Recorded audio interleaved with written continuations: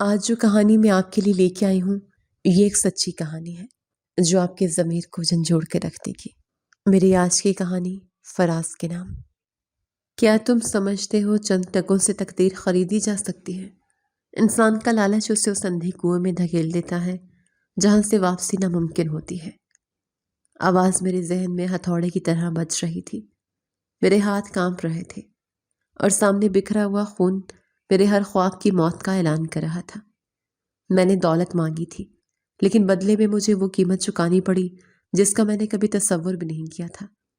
فرش پر گرے ہوئے سرخ دھبے مجھے میری اوقات یاد دلا رہے تھے۔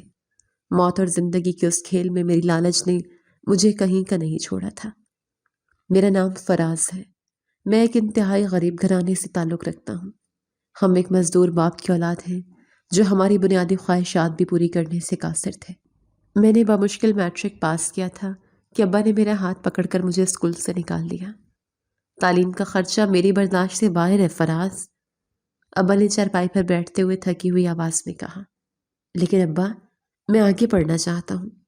میں نے کچھ مزاحمت کرنے کی کوشش کی۔ پڑھ کر کیا کرو گے جب گھر میں کھانے کو روٹی نہیں ہوگی؟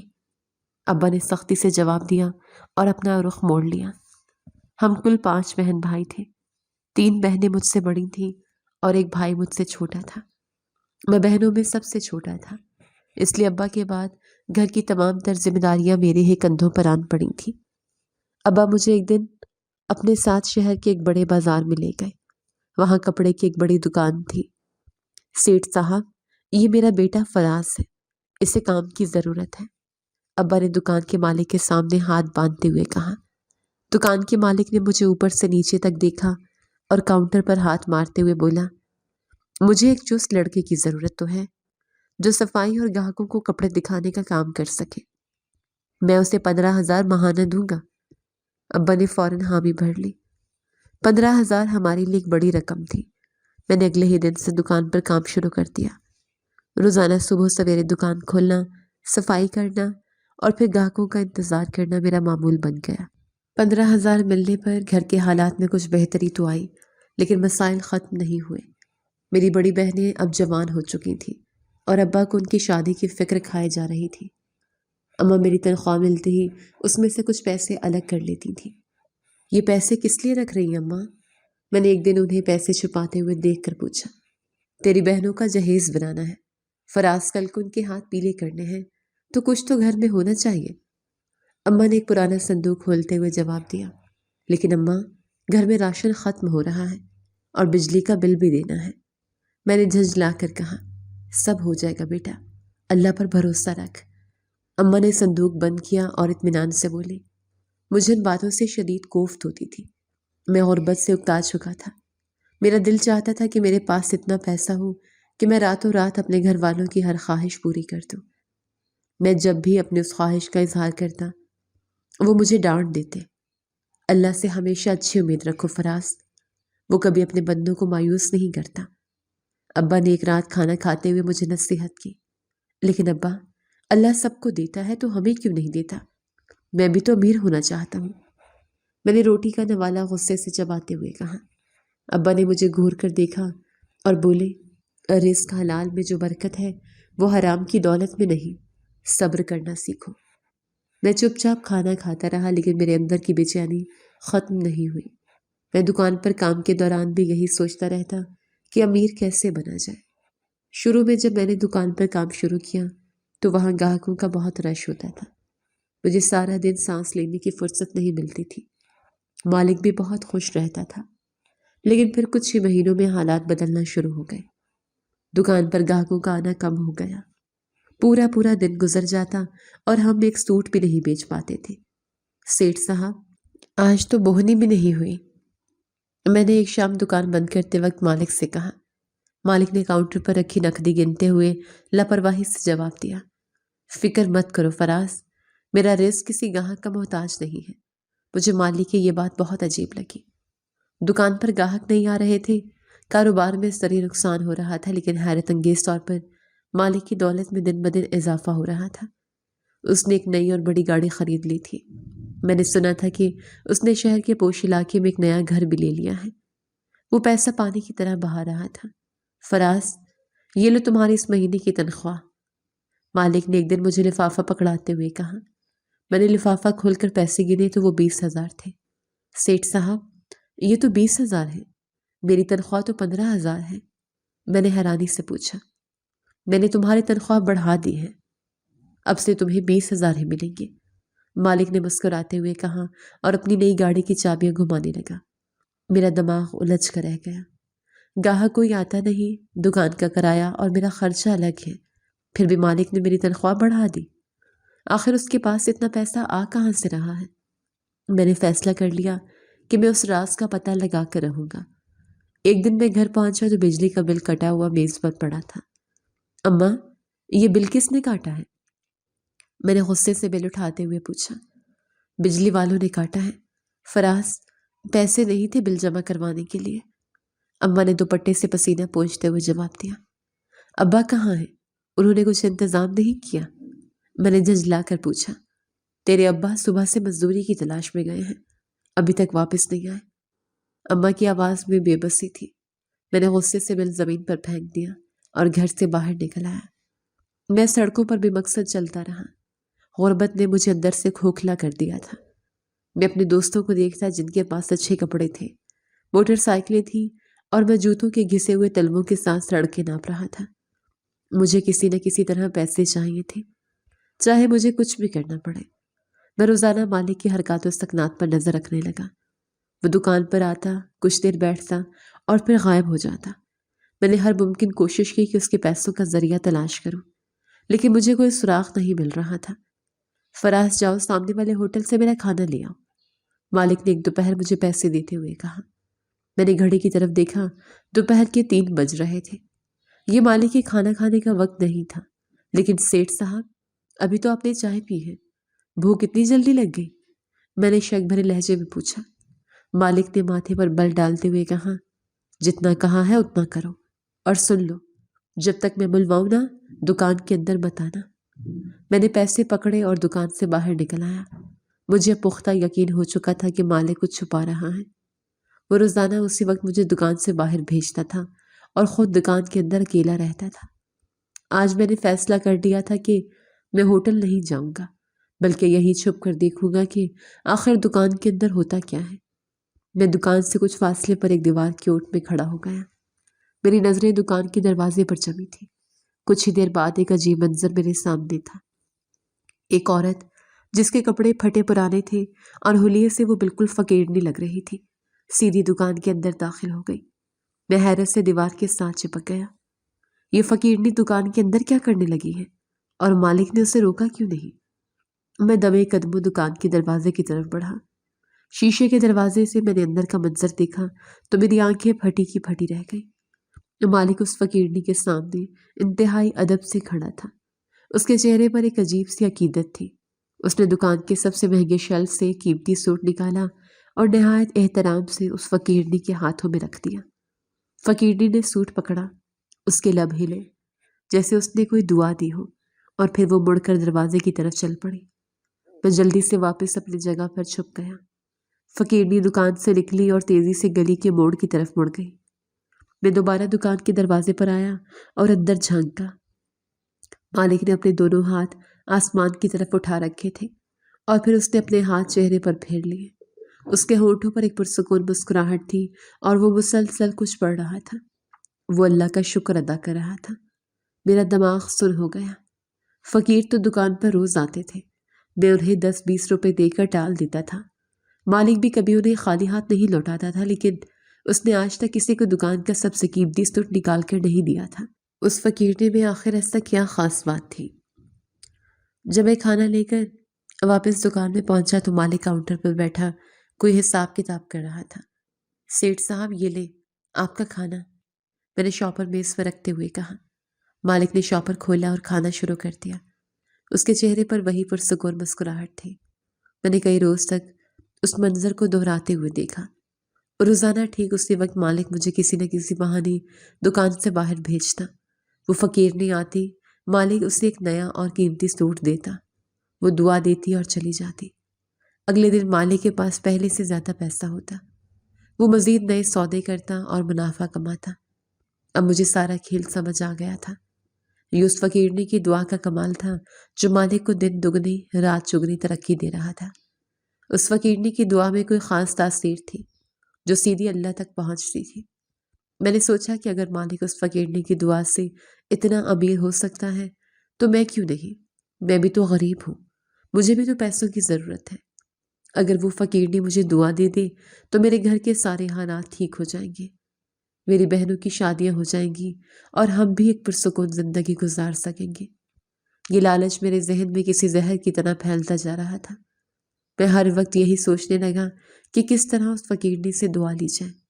میں نے فیصلہ کر لیا تھا کہ میں بھی اس فقیرنی کو کچھ دے کر اس سے دعا مانگوں گا تاکہ میری قسمت بھی بدل سکے۔ میرے اندر کا لالچ مجھے اندھا کر چکا تھا اور مجھے اس بات کا بالکل احساس نہیں تھا کہ میں کس خوفناک راستے پر قدم رکھنے جا رہا ہوں۔ رات کا پچھلا پہر تھا اور میری آنکھوں سے نیند کوسوں دور تھی۔ چارپائی پر لیٹے لیٹے میرا دماغ صرف اسی ایک منظر کے گرد گھوم رہا تھا جو میں نے دکان کے شیشے سے دیکھا تھا۔ دکان کا سب سے قیمتی سوٹ اور بدلے میں ملنے والی وہ دعا جس نے مالک کی تجوریوں کے منہ کھول دیے تھے۔ میرے اندر کا انسان جاگنے کی بجائے گہری نیند سو چکا تھا اور اس کی جگہ ایک لالچی درندے نے لے لی تھی۔ میں سوچ رہا تھا کہ غریب تو میں بھی ہوں، میری ضرورتیں تو مالک سے کہیں زیادہ ہیں۔ اگر وہ دعا مجھے مل جائے تو میری زندگی کے سارے دکھڑے ختم ہو سکتے ہیں۔ ساتھ والی چارپائی پر ابا کھانس رہے تھے۔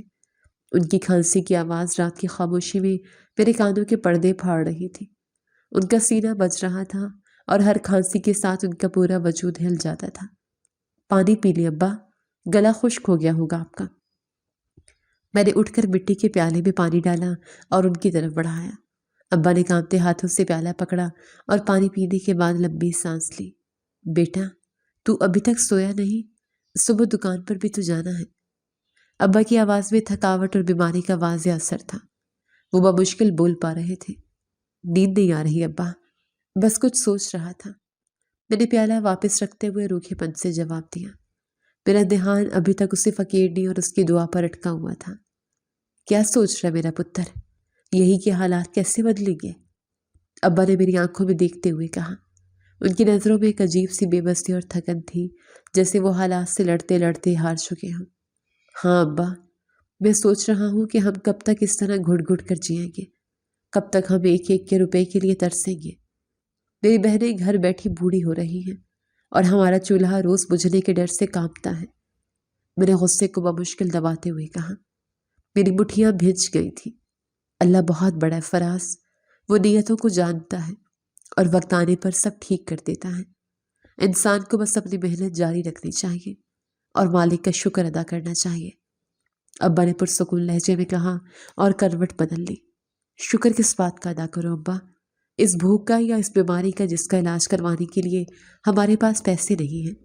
آپ کی ساری عمر کی محنت نے ہمیں کیا دیا ہے سوائے اس ٹوٹی ہوئی چھت کے؟ میں نے تلخی سے جواب دیا۔ میں جانتا تھا کہ میرے الفاظ ابا کو تکلیف دے رہے ہیں، لیکن میرے اندر کا زہر باہر آ رہا تھا۔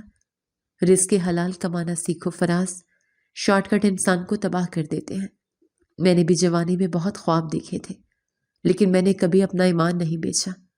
ابا نے میری طرف پیٹھ کرتے ہوئے دھیمی مگر سخت آواز میں کہا۔ مجھے ابا کی ان باتوں سے شدید چڑ ہونے لگی تھی۔ تسلیاں اور امیدیں میرا پیٹ نہیں بھر سکتی تھیں اور نہ ہی میری بہنوں کے ہاتھ پیلی کر سکتی تھی۔ مجھے کوئی ٹھوس حل چاہیے تھا اور وہ حل مجھے اس فقیرنی کی شکل میں مل چکا تھا۔ مجھے ابا کی پرانی باتوں پر کوئی یقین نہیں رہا تھا۔ اگلی صبح میں معمول سے پہلے اٹھ گیا۔ گھر میں وہی روز کی پریشانیوں کا راج تھا۔ میں باورچی خانے میں گیا تو اماں چولہے کے سامنے بیٹھی لکڑیاں جلا رہی تھی۔ دھوئیں سے ان کی آنکھیں سرخ ہو رہی تھی۔ اماں، ناشتے میں کیا ہے؟ مجھے جلدی دکان پر جانا ہے۔ میں نے روٹی کے ڈبے کی طرف دیکھتے ہوئے پوچھا۔ رات کی روٹی پڑی ہے اور چائے بن رہی ہے، بیٹا کھا کر چلا جا۔ اماں نے دوپٹے کے پلو سے آنکھیں رگڑتے ہوئے جواب دیا۔ ساتھ ہی میرا چھوٹا بھائی علی اندر داخل ہوا۔ اس کے کپڑے استری کے بغیر تھے اور جوتے ٹوٹے ہوئے تھے۔ بھائی، مجھے آج ماسٹر جی نے کہا ہے اگر میں فیس نہیں لایا تو وہ مجھے کلاس سے نکال دیں گے، علی نے ڈرتے ڈرتے میری طرف دیکھتے ہوئے کہا۔ میرے پاس پیسے درختوں پر نہیں لگتے علی، میں نے ابھی پچھلے ہفتے ہی تمہیں کاپی کے پیسے دیے تھے، ابا سے مانگو، میرے پاس کچھ نہیں ہے۔ میں نے جھنجلا کر جواب دیا۔ ابا کے پاس کہاں سے آئیں گے؟ وہ تو کل بھی کام پر نہیں گئے، ان کی طبیعت خراب ہے۔ ابا نے غصے سے میری طرف دیکھا۔ تم بڑے بھائی ہو، کماتے ہو تو اس کی فیسیں بھی دے دو۔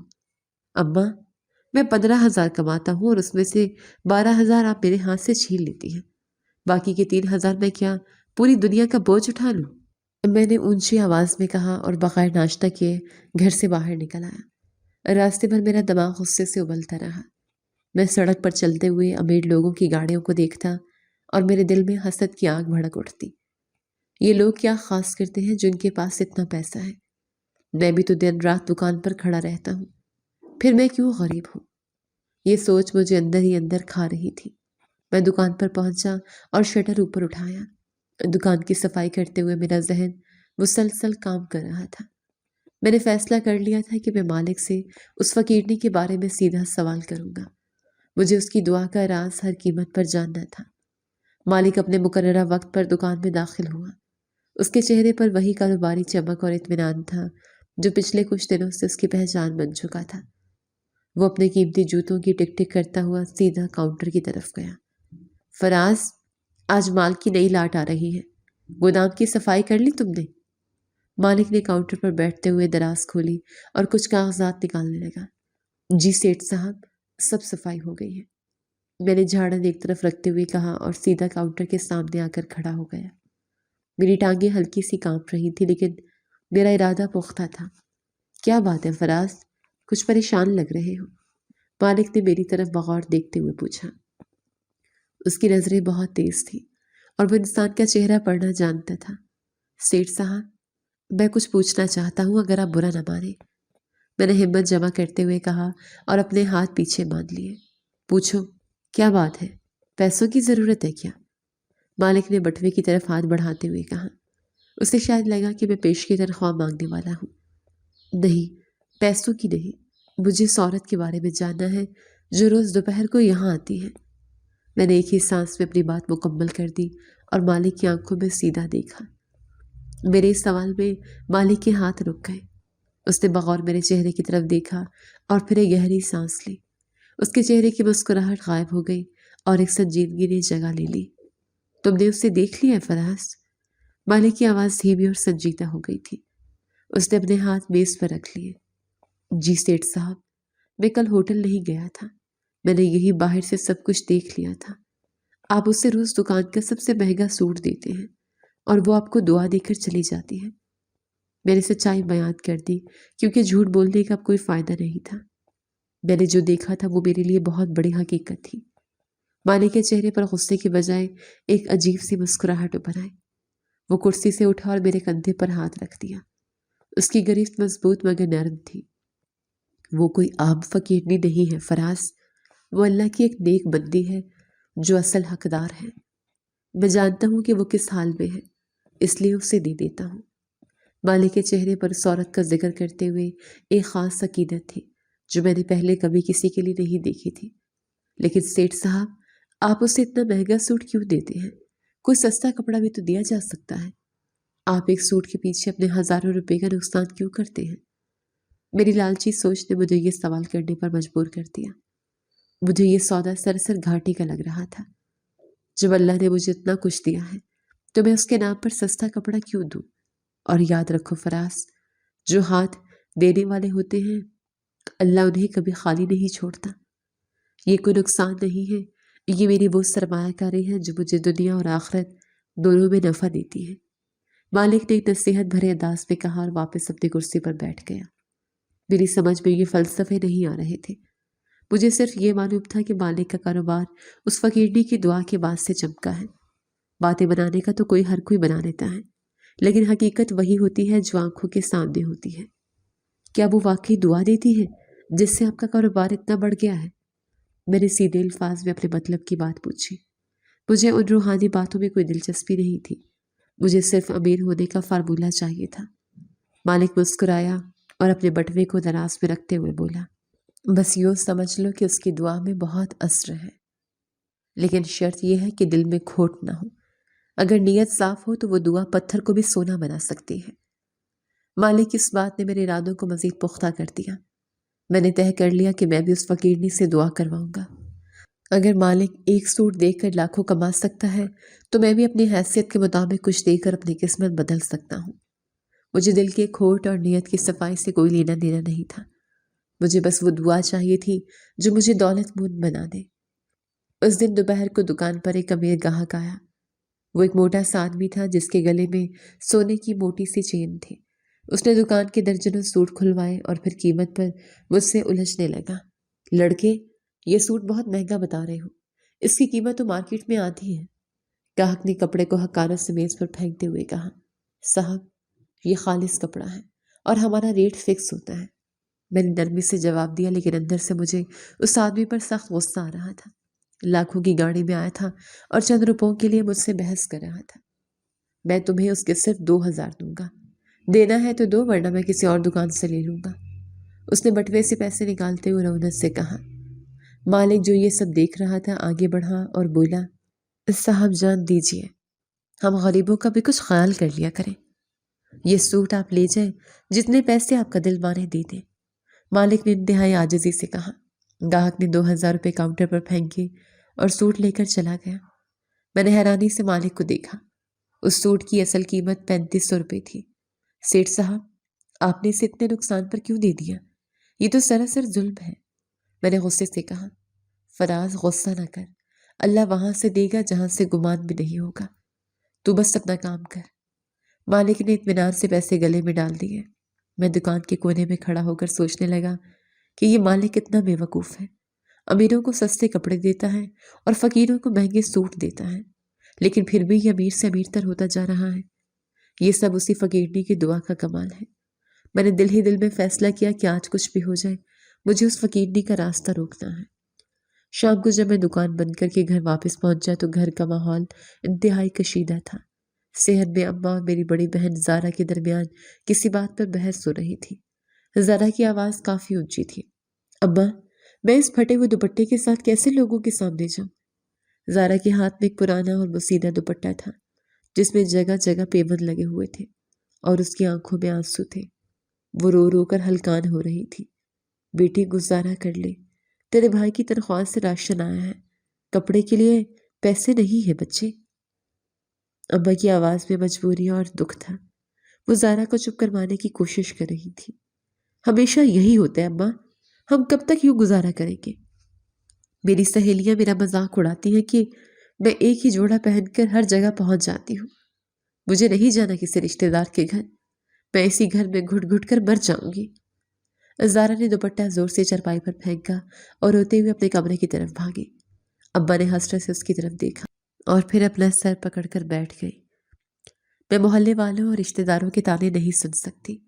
جوان بیٹیاں گھر میں بٹھا رکھی ہیں، کوئی اچھا رشتہ آتا ہے تو جہیز نہ ہونے کی وجہ سے واپس چلا جاتا ہے۔ میں کیا کروں، کہاں جاؤں؟ اماں کی ہچکیاں بندھ گئی۔ میں دروازے پر کھڑا یہ سب دیکھ رہا تھا۔ میرے اندر غصے اور بے بسی کا ایک طوفان مچل رہا تھا۔ مجھے اپنی غربت پر شدید شرمندگی محسوس ہو رہی تھی۔ میں ایک جوان بھائی تھا اور اپنی بہن کو ایک نیا دوپٹہ تک لے کر نہیں دے سکتا تھا۔ میں نے اماں کی طرف دیکھا جو زمین پر بیٹھی خاموشی سے آنسو بہا رہی تھی۔ اماں آپ روئے مت، میں سب ٹھیک کر دوں گا۔ میں نے آگے بڑھ کر اماں کا کندھا تھاما اور ان کی آنکھوں سے بہتے آنسو صاف کیے۔ کیسے ٹھیک کرے گا بیٹا؟ تیری 15-20 ہزار کی تنخواہ میں یہ گھر نہیں چل سکتا۔ تو اپنی جوانی کو روئے گا یا ہماری ضرورتیں پوری کرے گا؟ ہم پر تو مصیبتوں کے پہاڑ ٹوٹ پڑے ہیں۔ اماں نے حسرت بھری نگاہوں سے مجھے دیکھا۔ میں کچھ نہ کچھ کروں گا اماں، آپ بس دعا کریں۔ میں کل ہی آپ کو اتنے پیسے لا کر دوں گا کہ آپ زارا کے لیے نیا سوٹ لے آئیں۔ میں نے مضبوط لہجے میں کہا اور اپنے کمرے کی طرف چل پڑا۔ میرے دماغ میں ایک ہی منصوبہ چل رہا تھا۔ مجھے اس فقیرنی کو کچھ رقم دینی تھی، ایسی رقم جو اس کے لیے میں نہیں رکھتی ہوں، تاکہ وہ مجھے دل سے دعا دے۔ میں نے اپنے کمرے کا دروازہ بند کیا اور چرپائی کے نیچے رکھا ہوا اپنا پرانا لوہے کا بکسا نکالا۔ میں نے اس کا تالا کھولا اور اس میں رکھی ہوئی اپنی جمع پونجی نکال لی۔ یہ کل ملا کر 1000 روپے تھے۔ میں نے پچھلے کئی مہینوں سے اپنی چھوٹی چھوٹی خواہشات مار کر یہ پیسے جمع کیے تھے تاکہ کبھی مشکل وقت میں کام آ سکیں۔ مجھے یاد تھا کہ میں نے دوپہر کا کھانا چھوڑ کر سگریٹ پینے کی عادت ختم کر کے اور میلوں پیدل چل کر یہ 1 روپیہ جوڑا تھا۔ آج مجھے لگا کہ یہی وہ مشکل وقت ہے اور یہی وہ سرمایہ ہے جو مجھے غریبی کی اس دلدل سے نکال سکتا ہے۔ 1,000 روپے کسی غریب فقیرنی کے لیے بہت بڑی رقم تھی۔ مجھے یقین تھا کہ جب میں یہ رقم اس کے ہاتھ پر رکھوں گا تو وہ خوشی سے پاگل ہو جائے گی اور مجھے ایسی دعا دے گی کہ راتوں رات میری قسمت بدل جائے گی۔ میں ایک ہی جھٹکے میں اپنے گھر والوں کی ساری پریشانیاں ختم کر دوں گا۔ میں زارا کو نیا سوٹ دوں گا، علی کی فیس دوں گا اور ابا کا علاج کرواؤں گا۔ یہ 1,000 روپے میرے لیے کوئی معمولی رقم نہیں تھی، یہ میرے تمام خوابوں کی چابی تھی۔ میں نے ان پیسوں کو بار بار گنا اور پھر احتیاط سے اپنی قمیض کی اندرونی جیب میں رکھ لیا۔ اگلے 2 دن تک میں دکان پر انتہائی خاموشی سے کام کرتا رہا۔ مالک مجھے مسلسل دیکھ رہا تھا لیکن اس نے کچھ نہیں پوچھا۔ میں اپنے کام میں مگن رہنے کی اداکاری کر رہا تھا لیکن میرا سارا دھیان دروازے کی طرف رہتا تھا۔ میں بس اس وقت کا انتظار کر رہا تھا جب مالک مجھے دکان سے باہر بھیجتا اور وہ عورت اندر آتی۔ میں نے منصوبہ بنا لیا تھا کہ میں مالک کے سامنے اس عورت کو پیسے نہیں دوں گا بلکہ اسے دکان سے باہر نکلتے ہی راستے میں روک لوں گا۔ مالک کو پتہ نہیں چلنا چاہیے کہ میں اس کی کامیابی کے راز میں حصے دار بننے والا ہوں۔ فراز، جاؤ چائے لے آؤ، آج میرا سر درد کر رہا ہے، مالک نے ایک دن دوپہر کے وقت مجھے کاؤنٹر سے پیسے دیتے ہوئے کہا۔ اس کی نظریں اپنے رجسٹر پر گڑی ہوئی تھی۔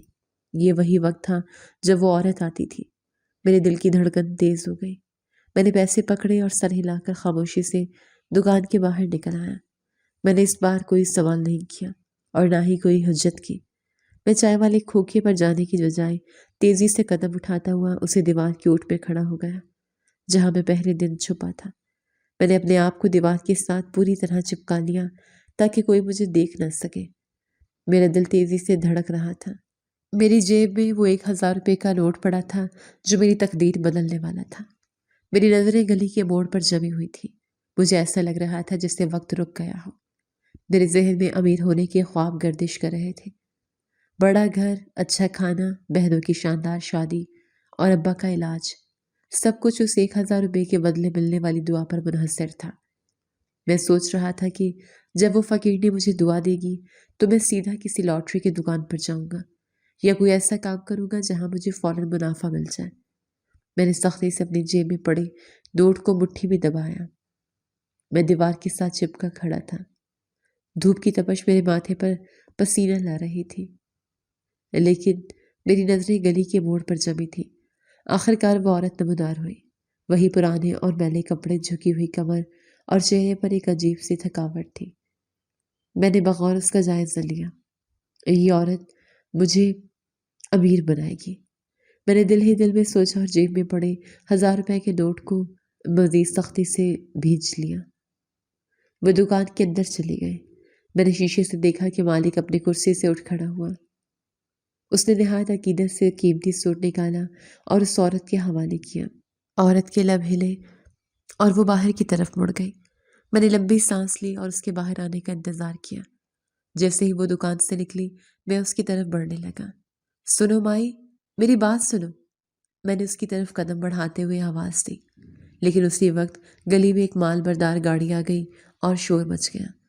جب تک گاڑی گزری وہ عورت رش میں کہیں غائب ہو چکی تھی۔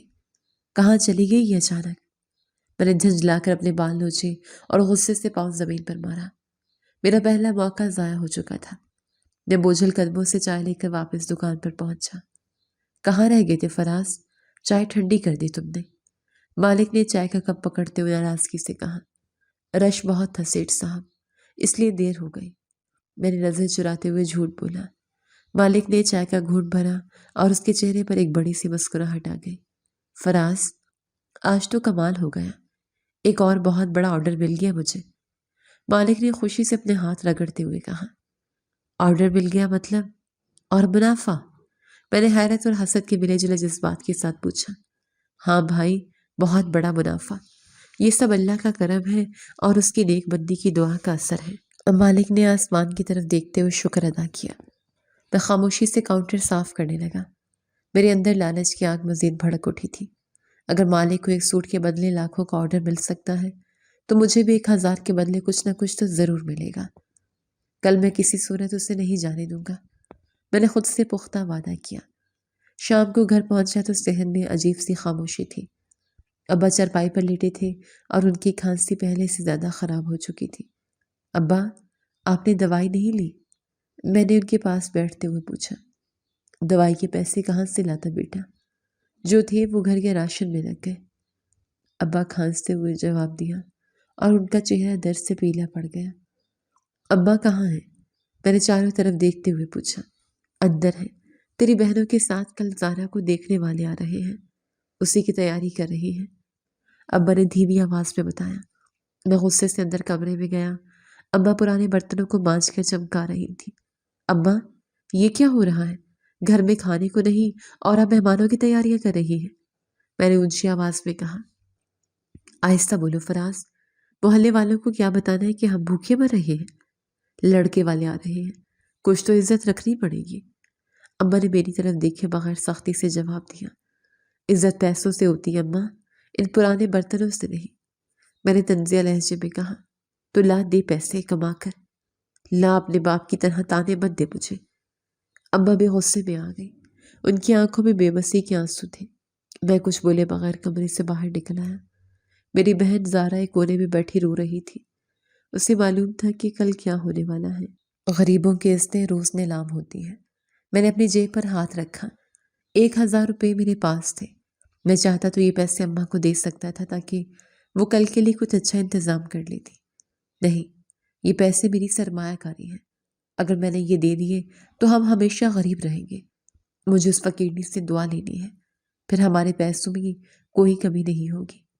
میں نے اپنے ضمیر کو تھپا کر سلا دیا اور لالچ کے اندھے کنویں میں ایک قدم اور نیچے اتر گیا۔ اگلے دن میں دکان پر جانے کی بجائے کچھ دیر گھر رک گیا۔ لڑکے والے آ چکے تھے۔ میں باہر کھڑا ان کی باتیں سن رہا تھا۔ دیکھیں بہن جی، لڑکی تو ہمیں پسند ہے، لیکن آپ کا گھر اور حالات دیکھ کر ہم یہ رشتہ نہیں کر سکتے۔ لڑکے کی ماں کی تیز آواز اندر آئی۔ بہن جی، ہم غریب ضرور ہیں لیکن ہماری بچی بہت سگڑ ہے۔ اماں کی منت بھری آواز نے میرا دل چیر کر رکھ دیا۔ سگڑ پن سے پیٹ نہیں بھرتا، ہمیں تو ایسا گھر چاہیے جو ہماری برادری میں ناک نہ کٹوائے۔ لڑکے کی ماں نے حقارت سے کہا اور سب لوگ باہر نکل آئے۔ میں نے غصے سے مٹھیاں بھینچ لی۔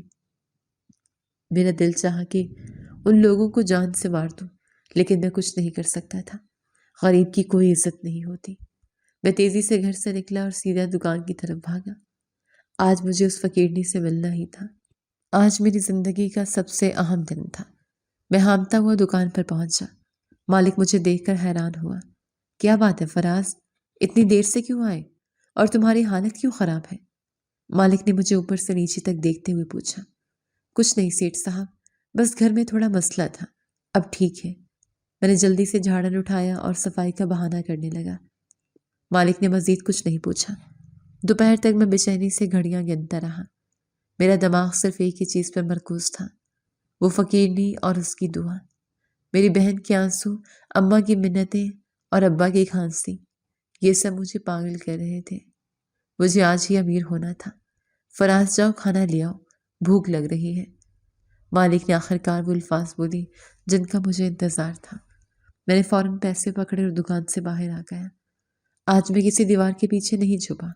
میں گلی کے بالکل سامنے کھڑا ہو گیا جہاں سے وہ عورت آتی تھی۔ میری جیب میں پڑا 1000 کا نوٹ آگ کی طرح تپ رہا تھا۔ میں نے اسے مٹھی میں مضبوطی سے پکڑ لیا۔ کچھ دیر بعد وہ مجھے آتی ہوئی دکھائی دی۔ اس کے قدموں میں وہی سستی تھی اور چہرے پر وہی تھکاوٹ۔ وہ میرے قریب سے گزری اور دکان کے اندر داخل ہو گئی۔ میں شیشے کے باہر کھڑا سب کچھ دیکھ رہا تھا۔ مالک نے حسب معمول اسے عزت سے بٹھایا، ایک نیا اور قیمتی سوٹ نکالا اور اس کے حوالے کیا۔ اس نے سوٹ کو سینے سے لگایا، اس کے لب ہلے اور وہ مڑ کر باہر کی طرف چل پڑی۔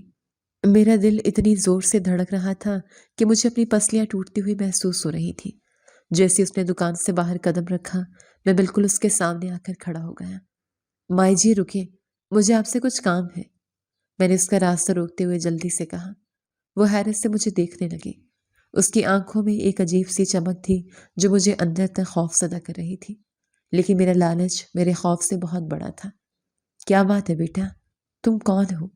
اس کی آواز بہت دھیمی اور پرسکون تھی۔ میں اسی دکان پر کام کرتا ہوں مائی جی، میں بہت غریب ہوں، میرے گھر میں بہت پریشانیاں ہیں، میری بہنوں کی شادیاں رکی ہوئی ہیں اور ابا بیمار ہیں، میں نے ایک ہی سانس میں اپنا سارا دکھڑا سنا دیا۔ اللہ کرم کرے گا بیٹا، وہ بڑا رحیم ہے، اس نے تسلی دیتے ہوئے آگے بڑھنے کی کوشش کی۔ نہیں مائی جی، آپ میری بات سنیں، مالک آپ کو روز کپڑے دیتا ہے اور آپ اسے دعا دیتی ہیں، جس سے وہ بہت امیر ہو گیا ہے۔ میں نے اس کے سامنے ہاتھ جوڑتے ہوئے کہا، انسان اپنے نصیب کا کھاتا ہے بیٹا، اس میں میرا کوئی کمال نہیں۔ اس نے بے نیازی سے جواب دیا اور اپنا راستہ بدلنے لگی۔ مجھے اس کا یہ جواب بالکل پسند نہیں آیا۔ میں نے جلدی سے اپنی مٹھی کھولی اور وہ 1,000 روپے کا نوٹ اس کے سامنے کر دیا۔ یہ لے مائی جی، یہ 1,000 روپے ہیں، یہ میری زندگی کی کل جمع پونجی ہے، یہ آپ رکھ لیں، لیکن مجھے بھی ویسے ہی دعا دی جیسے آپ مالک کو دیتی ہیں، مجھے بھی امیر ہونا ہے۔ میں نے انتہائی بےتابی اور لالچ بھرے لہجے میں کہا۔ عورت کے قدم رک گئے۔ اس نے حیرت سے میرے ہاتھ میں پکڑے ہوئے 1,000 کے نوٹ کو دیکھا۔ اس کی آنکھوں میں ایک عجیب سی کیفیت پیدا ہو گئی۔ وہ مجھے بغور دیکھ رہی تھی، جیسے میرے اندر کی لالچ اور طمع کو پڑھ رہی ہوں۔ یہ تم مجھے دے رہے ہو؟ اس نے نوٹ کی طرف اشارہ کرتے ہوئے پوچھا۔ اس کی آواز میں ایک لرزش تھی۔ ہاں مائی جی، یہ آپ کے لیے ہے، بس آپ میرے حق میں دعا کرتے کہ میرے پاس بھی مالک کی طرح ڈھیروں پیسہ آ جائے، میری ساری غریبی دور ہو جائے۔ میں نے نوٹ اس کے ہاتھ میں تھماتے ہوئے کہا۔ عورت نے کانپتے ہوئے ہاتھوں سے وہ نوٹ پکڑا۔ اچانک اس کی آنکھوں سے آنسو بہنے لگے۔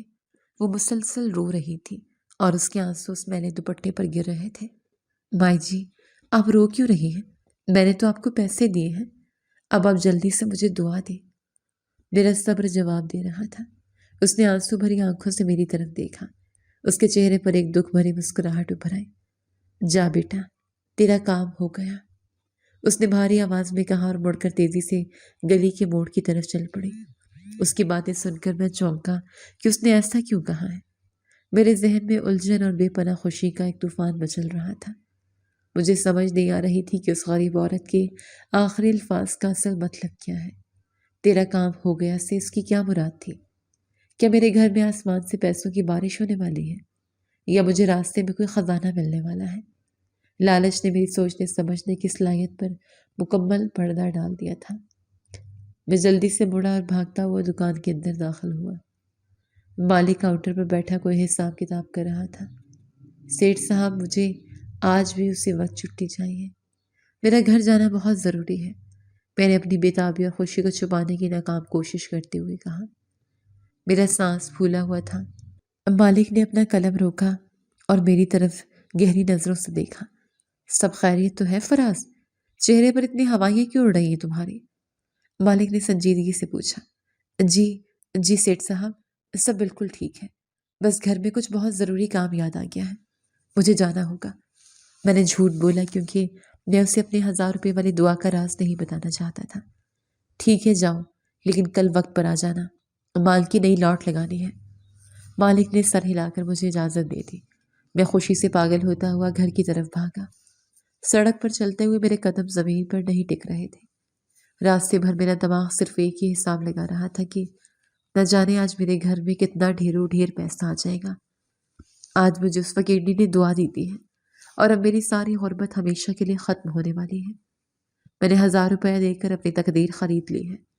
میں سوچ رہا تھا کہ گھر جاتے ہی اماں کے ہاتھ میں لاکھوں روپے رکھ دوں گا اور کہوں گا کہ زارا کی شادی کی تیاری شروع کریں، علی کو سب سے مہنگے اسکول میں داخل کرواؤں گا اور ابا کا علاج شہر کے سب سے بڑے ہسپتال سے کرواؤں گا۔ میں ہانپتا ہوا اپنے محلے کی تنگ گلی میں داخل ہوا۔ میرے گھر کا بوسیدہ لکڑی کا دروازہ آدھا کھلا تھا۔ میں نے ایک فاتحانہ مسکراہٹ کے ساتھ دروازہ دھکیلا اور صحن میں قدم رکھا، لیکن جیسے ہی میں گھر پہنچا تو میرے قدموں کے نیچے سے زمین نکل گئی۔ خوشیوں کا وہ تمام محل جو میں راستے بھر بناتا آیا تھا، ایک سیکنڈ میں زمین بوس ہو گئے۔ اندر اماں زمین پر بیٹھی بری طرح رو رہی تھی۔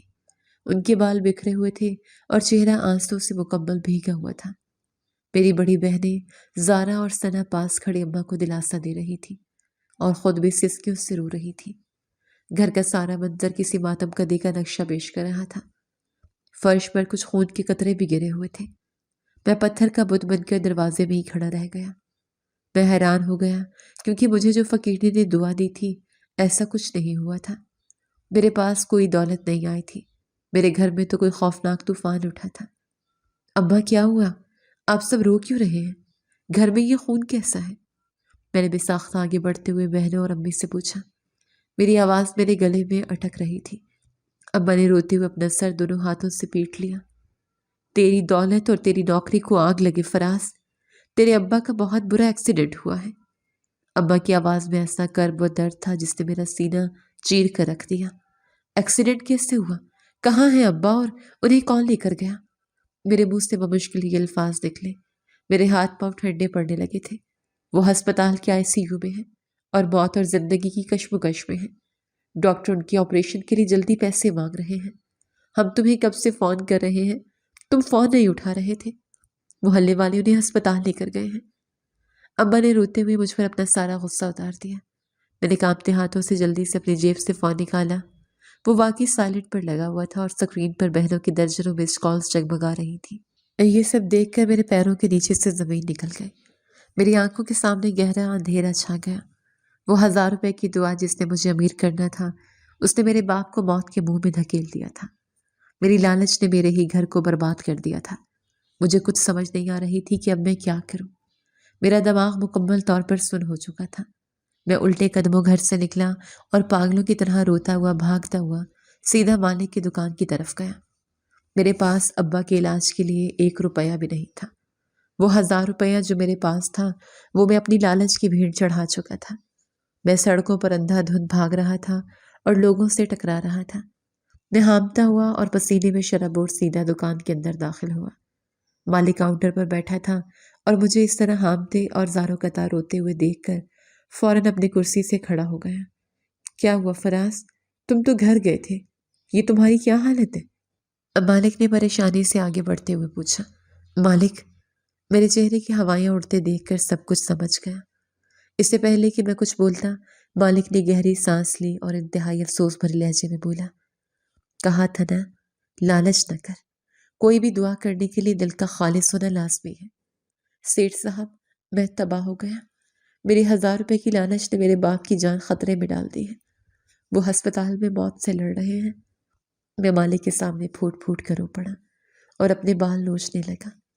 مالک نے میرا ہاتھ پکڑا اور مجھے تسلی دیتے ہوئے کرسی پر بٹھایا۔ وہ فقیرنی کوئی عام فقیر نہیں تھی فراز، وہ اللہ کی کوئی نیک بندی تھی جس نے اس دنیا میں بہت سی مصیبتیں جھیلی ہیں اور وہ اللہ کے بہت قریب ہے۔ تم نے اس کے ساتھ سودا کرنے کی کوشش کی، لیکن اس نے مجھے بد دعا کیوں دی سیٹھ صاحب؟ میں نے تو اسے اپنے خون پسینے کی کمائی دی تھی۔ میں نے تو اسے 1000 روپیہ دیا تھا۔ میں نے روتے ہوئے شکوہ کیا۔ میرا دل پھٹ رہا تھا۔ اس نے تجھے بد دعا نہیں دی ہوگی، میں جانتا ہوں فراز۔ اللہ کے نیک بندے کبھی کسی کو بد دعا نہیں دیتے، لیکن اللہ تعالیٰ دعائیں ان کی ہی قبول کرتا ہے جن کا دل خلوص سے بھرا ہو۔ تو نے اسے صرف ایک لالچ میں آ کر 1000 روپے دیا تھا کہ ایک دفعہ 1000 روپے دے کر میں اس سے دعا لے کر امیر ہو جاؤں گا۔ مالک نے میری نیت کا پردہ چاک کر دیا اور مجھے میری اصل اوقات یاد دلا دی۔ میں خاموش بیٹھا اپنے آنسو صاف کرتا رہا۔ میرے پاس اس کی کسی بات کا کوئی جواب نہیں تھا۔ یاد رکھ فراز، لین دین دکھاوے کا یا سودے بازی کا نہیں ہوتا۔ سچے دل سے کچھ مانگو تو اللہ آپ کو گھر بیٹھے بھی دیتا ہے اور آپ کی اپنی دعا بھی قبول کرتا ہے۔ تم نے اس عورت کی مجبوری کو اپنے امیر ہونے کی سیڑھی بنانا چاہا۔ تم نے اس کے دکھ کو نہیں سمجھا بلکہ اپنے لالچ کو آگے رکھا۔ مالک کے الفاظ میرے دل پر نشتر کی طرح لگ رہے تھے اور مالک نے کہا، اگر دل میں کھوٹ ہو تو انسان کو کچھ بھی نہیں ملتا سوائے رسوائی اور پچھتاوے کے۔ اللہ نیتوں کا حال جانتا ہے۔ میں اب کیا کروں سیٹھ صاحب؟ میں بولا، وہ فقیرنی کہاں ہے؟ میں اس سے معافی مانگنا چاہتا ہوں کہ میں نے سچے دل سے اسے خیرات نہیں دی تھی بلکہ صرف اپنا لالچ پورا کرنے کے لیے دی تھی۔ مجھے اس کے قدموں میں گر کر معافی مانگنی ہے۔ میں زاروں قطار ہو رہا تھا تو بیمار مالک بولے، تمہیں اس بات کی فکر کرنے کی ضرورت نہیں۔ انسان کو سچی توبہ اللہ سے کرنی چاہیے۔ تم نے جو کیا اس کی سزا تمہیں مل گئی، اب ہوش سے کام لو۔ میں بولا، میرا باپ ہسپتال میں زندگی موت کی جنگ لڑ رہا ہے۔ ڈاکٹروں کو فیس چاہیے اور میرے پاس ایک ڈھیلا بھی نہیں ہے۔ میں اپنے باپ کو کیسے بچاؤں؟ میری آواز میں شدید بے بسی تھی تو مالک مسکرایا اور اپنی دراز کھولی۔ مجھے آج بہت بڑا آرڈر ملا فراز، تو میں تمہیں اس آرڈر میں اپنے ساتھ شامل کرتا ہوں اور اس خوشی میں تمہیں کچھ رقم ایڈوانس دیتا ہوں۔ تم جاؤ اور فوراً اپنے باپ کا علاج کروا لو۔ مالک نے نوٹوں کی ایک موٹی گڈی نکال کر میرے ہاتھ میں تھما دی۔ یہ آپ کیا کر رہے ہیں سیٹھ صاحب؟ آپ مجھ پر اتنا بڑا احسان کر رہے ہیں؟ میں نے حیرانی سے پیسوں کو دیکھا۔ یہ احسان نہیں ہے فراز، یہ تمہارا حق ہے۔ اب جلدی جاؤ اور اپنے باپ کی جان بچاؤ۔ مالک نے مجھے کندھے سے پکڑ کر دکان کی طرف دھکیلا۔ میں پیسے لے کر سیدھا ہسپتال گیا۔ ڈاکٹروں نے فیس لی اور ابا کا آپریشن شروع کر دیا۔ کئی گھنٹوں کی طویل اذیت اور دعاؤں کے بعد ڈاکٹر نے باہر آ کر ابا کی جان بچ جانے کی نوید سنائی۔ میری جان میں جان آئی اور میں نے اللہ کا شکر ادا کیا۔ کئی دن گزر گئے۔ ابا بالکل ٹھیک ہو کر گھر آ چکے تھے۔ میں ایک دفعہ یقینی طور پر اس عورت سے ملنا چاہتا تھا تاکہ اس سے سچے دل سے معافی مانگ سکوں۔ میں نے مالک سے اس کا پتہ پوچھا اور ہم دونوں اس علاقے میں پہنچے، لیکن اگلی دفعہ جب ہم وہاں پہنچے جہاں وہ فقیرنی رہتی تھی، وہ وہاں پر موجود نہیں تھی۔ ہم نے ایک خستہ حال مکان کا دروازہ بار بار کھٹکھٹایا، لیکن اندر سے کوئی جواب نہیں آیا۔ آس پاس کے لوگوں نے ہمیں وہاں پریشان کھڑے دیکھ کر بتایا کہ یہاں تو کوئی فقیرنی ہی نہیں رہتی۔ ہم حیران رہ گئے۔ پھر یہاں کون رہتا تھا جو روز دوپہر کو ہماری دکان پر آتی تھی؟ مالک نے ایک دکاندار سے پوچھا۔ یہاں ایک عورت رہتی تھی اپنے 2 چھوٹے بچوں کے ساتھ، جو ایک بیوہ عورت تھی اور وہ بہت غریب تھی۔ اس کا شوہر مر چکا تھا اور وہ لوگوں کے گھروں میں کام کرتی تھی۔ کل رات وہ یہاں سے چلی گئی ہے۔ دکاندار نے لا علمی سے جواب دیا۔ کہاں چلی گئی؟ کچھ بتایا اس نے ہمیں؟ میں نے بےتابی سے پوچھا۔ نہیں، بس وہ خاموشی سے اپنا تھوڑا سا سامان لے کر چلی گئی، کسی کو کچھ معلوم نہیں۔ دکاندار اپنے کام میں مصروف ہو گیا۔ اس کے بعد آج تک اس فقیرنی کا پتہ نہیں چل سکا۔ وہ کون تھی، کہاں سے آتی تھی اور کہاں چلی گئی، کوئی نہیں جانتا۔ لیکن آج تک میں نے جو سبق لیا وہ یہ تھا کہ کبھی بھی کسی کی مدد کرو تو دکھاوے کے لیے یا لالچ میں آ کر نہ کرو، بلکہ سچے دل سے کرو، تاکہ اللہ تعالیٰ اس کا اجر تمہیں دنیا اور آخرت دونوں میں دے۔ لالچ کا انجام ہمیشہ برا ہوتا ہے، اور خلوص نیت ہی انسان کی اصل کامیابی ہے۔ سچی نیت سے دیا گیا 1 روپیہ لالچ سے دیے گئے لاکھوں روپوں سے بہتر ہے۔